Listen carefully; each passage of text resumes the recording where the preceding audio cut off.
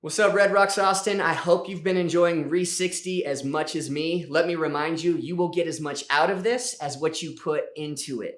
And that deeply rooted and passionate and abundant faith life that you dream about is possible only when you do consistently the things you would normally do occasionally, which I hope you've gotten a taste of that so far. Nobody modeled this better than Jesus, and I also hope you've seen that in his life reading Matthew and Mark so far. The Gospels are essentially just biographies. They're the story of the life of Jesus from 4 different vantage points. And a lot of times we read the Gospels just looking for an inspirational verse or a sermon metaphor. But what if you read the Gospels like you read a normal biography? So I remember back in middle school, I read Kobe Bryant's biography. First of all, because nobody understood this daily discipline, Mamba mentality, better than Kobe Bryant.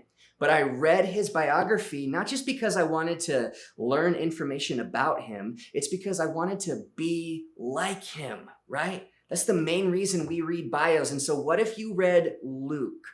The Gospel of Luke, not just to get some good information or see some good verses, and not just to hear what Jesus says, but to watch his life and observe his lifestyle and how he started his morning and how he treated his friends and handled a busy schedule. What if you saw these daily disciplines, and then what if you thought, okay, how can I implement what Jesus did into my life? In other words, what would Jesus do if he were me on a daily level? Daniel, one of the heroes of the Old Testament, he understood this also. You remember Daniel, the guy who got thrown into the lion's den. But the reason that Daniel had the faith to survive the lion's den is actually found in Daniel chapter 6, verse 10. It says this: when Daniel learned that the decree had been published, he went home to his upstairs room where the windows opened towards Jerusalem. So this is a day before he's about to get thrown into the lion's den.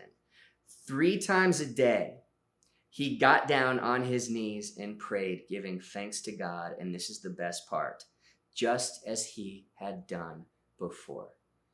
He had his daily routine that he did, his RE60, his re-lifetime, if you will. And he prayed that day, just like he had prayed yesterday, and the day before that, and the year and the decade before that. Because Daniel understood, hey, this one little day, this one little prayer session with God is actually of infinite importance when I start to stack it up with a daily routine that I see play out over a long period of time. This is following Jesus, not just for 60 days, not just one day a week watching church online, not just in a pandemic, but a lifestyle, church, of following Jesus. Even Jesus did this, and you just read this today. You know this in Luke chapter 2, verse 52. I sometimes wonder, what the heck was Jesus doing in his life between the ages of 12 and 29? We get one verse that tells us what Jesus was up to. It's Luke 2:52, and it says this: Jesus grew. I love that. Even God had to grow. Jesus grew in wisdom and stature and in favor with God and man. I want to point out one thing: that does not happen accidentally. Nobody accidentally stumbles into being more like Jesus or more godly. That happens on purpose. Those daily disciplines, they do add up. The abundant, passionate faith life that you want, I'm telling you, church, it is possible. It really is possible if and only if you do daily and consistently the things that up until this point you've only done on occasion. So let me show you that with this metaphor. There's a reason we're in my garage right now in the 100-degree heat, sweating it out. And there's a reason behind me. I have an ice bath. And you'll find out, if you know me, you know I'm a huge evangelist for Jesus and for ice baths, because both of those things have done so much for my life. And if you also know me, you know that anxiety has been a big thing for me for about the past 10 years. And I don't need to explain to you that anxiety and kind of this low-grade daily worry that's chronic is something that is all the time in our country, and I struggle with it as much, if not more, than just about anybody I know. But this helps so much, and so I wanna show you that I'm not kidding right now. There's a thermometer that I have in here, and you're gonna see some ice floating. This is 28 degrees, 27.9, just to give you some context. The Titanic water, if you Wikipedia it, was 28.1 degrees. And so we're right around that. And you smart cookies are already wondering, well, water freezes at 32 degrees, so why isn't the whole thing a block of ice? There actually is ice down there, and I do it every day and disrupt the water, or else this would be one giant ice cube. So what I do every morning, and I've learned to love this, I just set my timer for 3 minutes. I say a quick prayer, and I hop in the ice. And I sit here, and I breathe. So give me some grace, because usually I just have to breathe, but right now I have to talk to you. So here's what happens when you jump in here. Your mind immediately starts to panic and goes into fight or flight mode. So your nervous system, your central nervous system has two settings: sympathetic, parasympathetic. The sympathetic is fight or flight mode. It's survival. It's a lion is charging us, or I just jumped into 28-degree water. We're gonna die. You need to get out of here. You need to do something. We need to survive.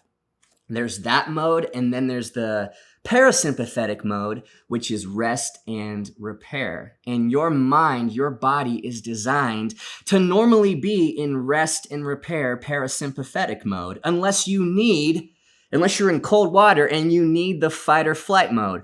For most of us, and I feel like this breaks the heart of God, we live most of our lives now in fight or flight survival mode, in sympathetic mode.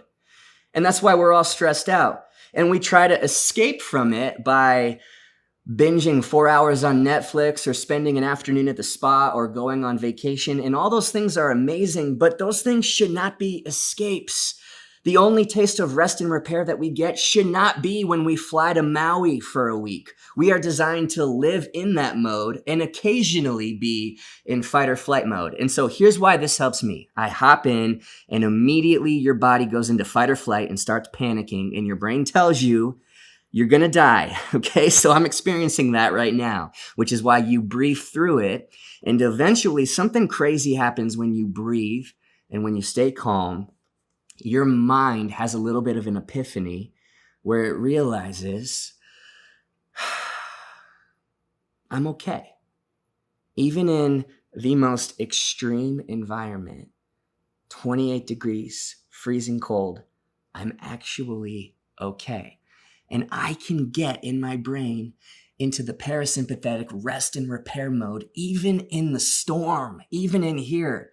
And so here's where the metaphor switches to real life. Even in a pandemic, church, the most extreme of environments, where we live way more often now in sympathetic and fight or flight and survival mode, where I'm worrying about everything, even in a pandemic, you breathe through it. And what I do in here is I remind myself, Ruach, the Hebrew word for the breath of God, is closer than the very oxygen I'm breathing in. And you can be okay, even when you're not okay. It's crazy. It's so, like, your brain is so powerful. That's why Paul in Romans chapter 12 says, renew your brain by being daily transformed. You be transformed by the renewing of your mind. And if you can do that in a pandemic, if I can be okay in an ice bath, that's why it's helped my anxiety, because I get going with the rest of my day and my brain's like, I'm okay everywhere. Even when life is crazy and all the responsibilities are piling up, even when my sleep is down, even if, I'm okay. And you can realize that in a pandemic, I got Jesus. I don't need a Sunday morning church service. When that comes back, awesome. But it's going to be the cherry on top for you, not your lifeline. Jesus is your lifeline. And in a pandemic, you're learning to follow him, in that God really is all you need, church. He is all you need. Realize that now This obstacle is an opportunity. Don't waste the wandering. I'm at 4 minutes, so I'm going to stand up and get out of this thing before I turn into an ice cube. Oh, give me just a moment. That's cold, man. It doesn't feel like 100 degrees out anymore. Also, physical benefits. You know what? Just email me. I'll email you back all the physical benefits. That's for another day. It's also very helpful in Austin in the summertime. RE60. We pick 60 days because it's a long time. This is not just hey, 7 days, 21 days to get your butt in gear and clean up your life, because we do those things. I do those things all the time. And then 6 months later, I need another one. But 60 days is a lifestyle change. That's enough to develop habits 3 different times in 60 days, so that you might get to the end of it having read your Bible every day and encouraged your friends and skipped a meal once a week, and you've been journaling, and before you know it, these disciplines just kind of start to become who you are. And you can follow Jesus in a pandemic, which means when this whole thing's over, and it will be, man, you can follow Jesus anywhere. Church, he's closer than the very oxygen that you're breathing in right now. So let this be a little kick in the butt. You're halfway through RE60. Do not quit, because I promise you right now, it might feel like you're out of breath a little bit, but give it 30 more days of you going hard at this thing. You're going to get to the end of it, and it's going to be a lot easier. It's going to be a lifestyle. You're going to be in it, and you're not going to want it to stop. And pretty soon, RE60 is going to turn into re-life. That's our prayer for you, church. We love you.